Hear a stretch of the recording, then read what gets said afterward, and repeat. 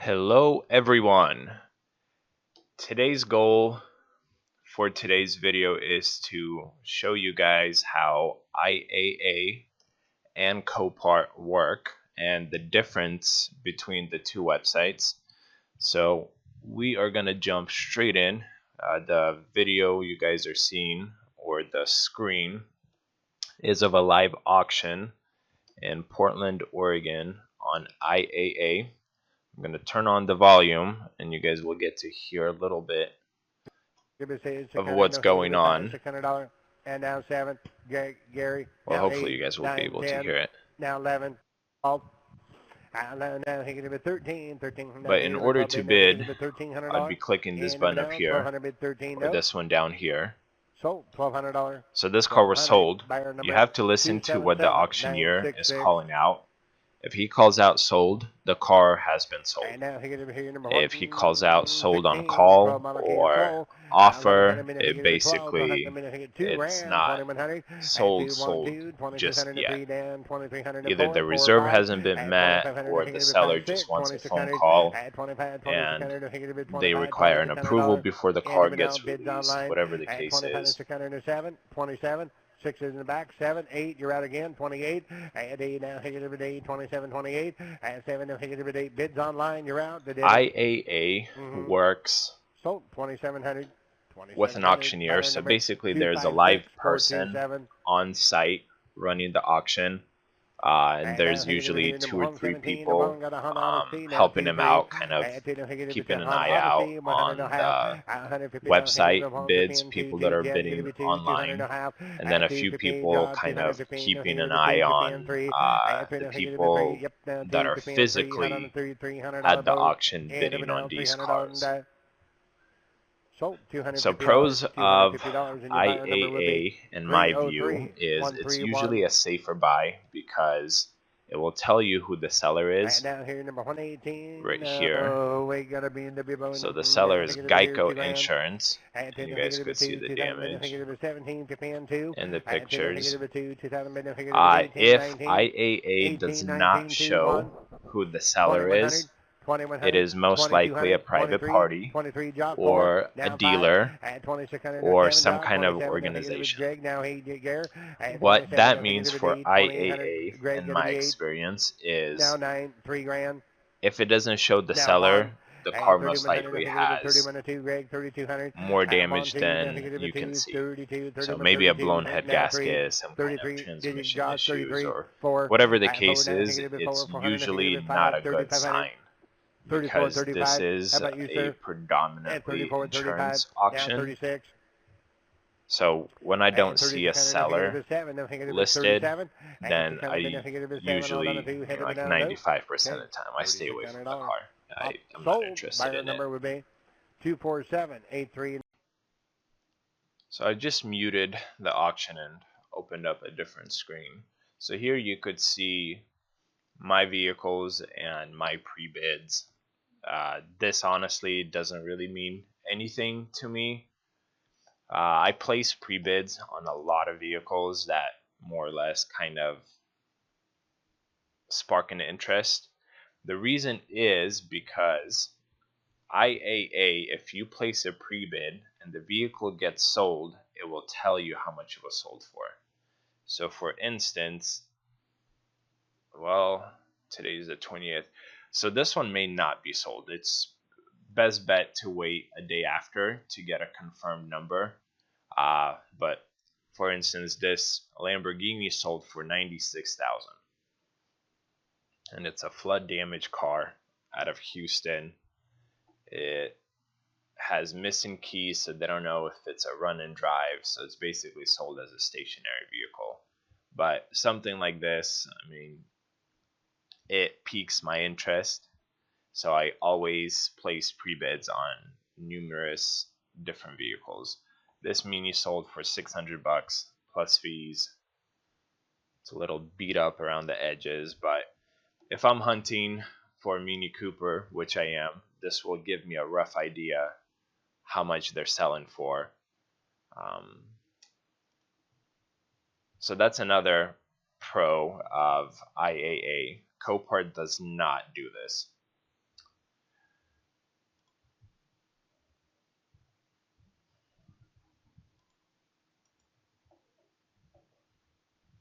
Both Copart and IAA require a $200 annual fee, a registration fee. But Copart, if you stick with them for the second, third, fourth, fifth year, that annual registration fee drops down to $150. IAA always stays at $200 per year. Plus, you pay fees whenever you buy a car or whenever you sell a car. And fees, useful documents, they should be here. Buyer fees. And you guys could kind of pause the video to look at these fees.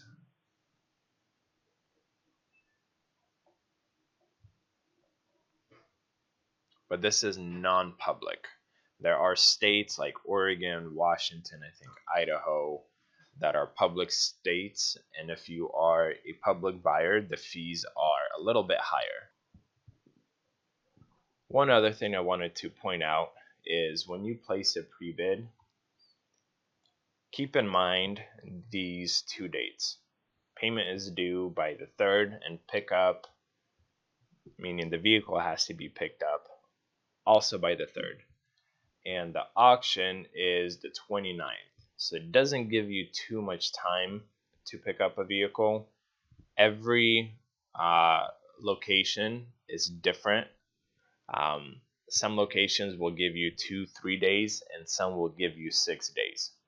So when buying a car from here, keep that in mind, because if you don't pick up or pay by the 3rd or the date that they provided, you're going to be paying $40 late or $40 storage fee, and they can essentially put a lien on the car if you don't pay for it in time. We're just going to keep chugging along, and whatever I see that comes to mind, I'll be pointing out to you guys.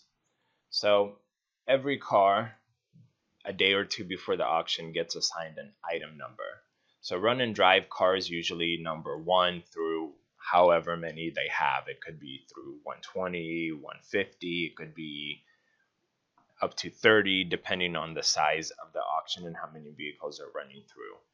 3000s are stationary vehicles, meaning like this Cadillac, good example, it doesn't have any tires. So it starts, it's most likely a run and drive, but they're not going to physically drive it through the lane with no tires. So it has the 3036 number and just the starts. Some vehicles though, like this one, also in the 3000s, it won't start, keys are present, and it's not going to physically under its own power move through the run and drive lane. The other numbers you want to keep an eye out for is 626 or 600s. If a car has an item in the 600s and it's a run and drive, it means that when it reached the auction, the vehicle is a run and drive, but it's not safe to go through the run and drive lane. So this one, my guess is because of the windshield, every time I see a car with a damaged windshield, it will have a 600 number. Sometimes, say, radiator is leaking, so it's not safe to keep the car running for a long time. Although it's a run and drive, it's just not safe to go through the lane, so they will give it a 600 number. Sometimes the wheel will be bent, and technically it's a run and drive, but it shouldn't be a run and drive. Other numbers are 1000s, and that's for motorcycles, quads, ATVs, cool things like this, boats, jet skis, trailers. But they have all the details on, if you go to the website right here,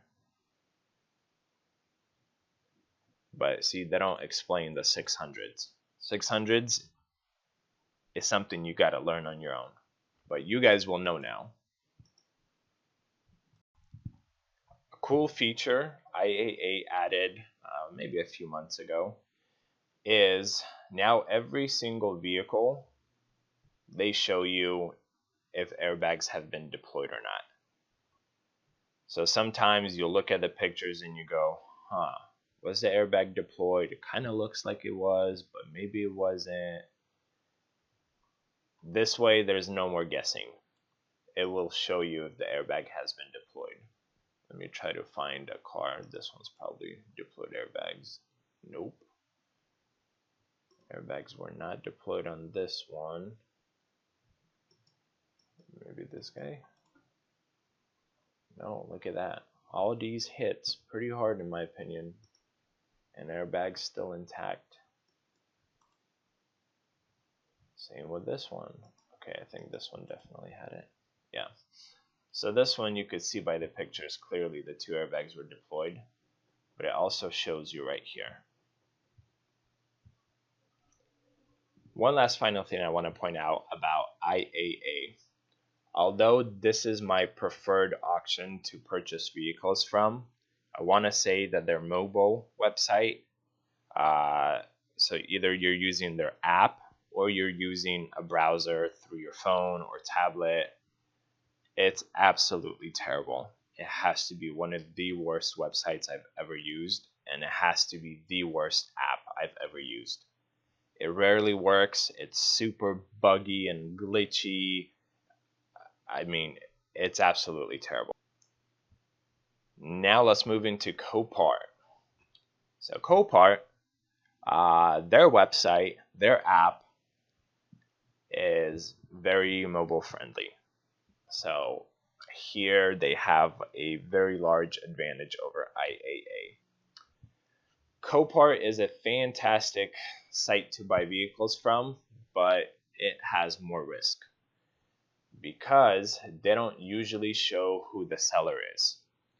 So this website is fantastic when you're selling because you kind of don't know who the seller is and people are used to that.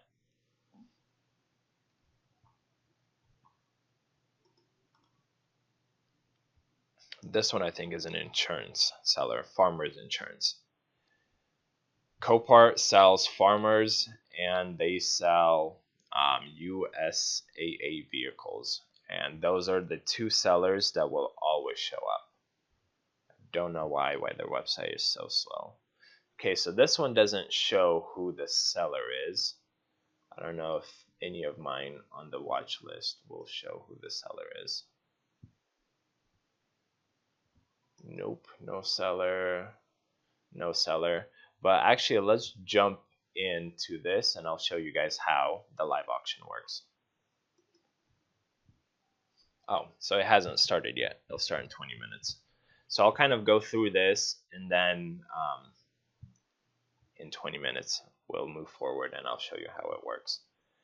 So first things first, you want to see how the vehicle is being sold. On approval means that there is no reserve, but the seller wants an approval. So at the end of the auction, say this car gets a highest bid of $800. The agent that's working with the seller from Copart will call and say, hey, your Dodge, it got $800. And the seller goes, yeah, okay, let it go. So then the car will be sold. Or the seller could go, nope, not enough. I want at least $1,000. So then the agent will go to the highest bidder and he'll be like, well, the seller wants at least $1,000. Can you come up? And back and forth happens whether the car gets sold or it'll just run next week. Pure sale means that the highest bidder during the live auction will get the vehicle. This vehicle has no reserve and last bidder essentially takes it home. There is one more on reserve, this one. This one means that the seller put a minimum bid on the vehicle. So this car is going to start at $275. Maybe the reserve is $400. Once it reaches $400 during the live auction, this will change to pure sale. That way buyers will know that the final bidder is going to get the car. If it never reaches reserve, then as soon as, say, I win the vehicle, I'm the highest bidder, it will show up on my account and I will be able to see the reserve price, and either I can accept it, I can counter, or I could stay where I am with my highest bid. And here you could see who the seller is, Farmers Insurance. Okay, so I found this auction, and look at that, this is a treat. We're going to turn off the music. We're going to see what this Audi goes for. This is the damage. It doesn't show who the seller is, and it's on approval. Sold on approval. There you go. Sold for $53.5. So with Copart, a car could start at $200 and end up, up to $10,000. So pre-bid doesn't tell you the slightest idea, possibly, for how much the car is going to sell for. I mean, logically, if it's an older car and it has $300 on it, it's not going to sell in the thousands. It's probably going to stay somewhere around the pre-bid that it's at. But these newer cars like this one is started at what, $400 or $500? There's no way it's going to sell for $4,000 or $5,000. And it's going to keep climbing and climbing. So I'm going to hit this, and you guys are going to see. Place the bid, and then it's going to tell me I've been outbid. New bidder. And it's going to keep climbing. In conclusion, whichever auction you decide to go to, you really can't go wrong. I have friends that really use Copart almost exclusively, and I have friends that use IAA almost exclusively. I say I personally probably use 70% IAA and 30% Copart. This is a hot lot. Another piece of advice is, if you can, always look at the car physically. So go to the auction if you're able to, inspect the car. Copart will let you start the car. There you could, put in drive, see if it'll move on its own. Put in reverse, see if it's gonna move on its own. See the battery. IAA does not let you do that, so the only time you get to see the car running is during the live auction when it goes through the lane. Hopefully this video helped some of you that are interested in joining either one of these two auctions. And if you guys have any questions, feel free to leave a comment and I'll do the best I can to answer them.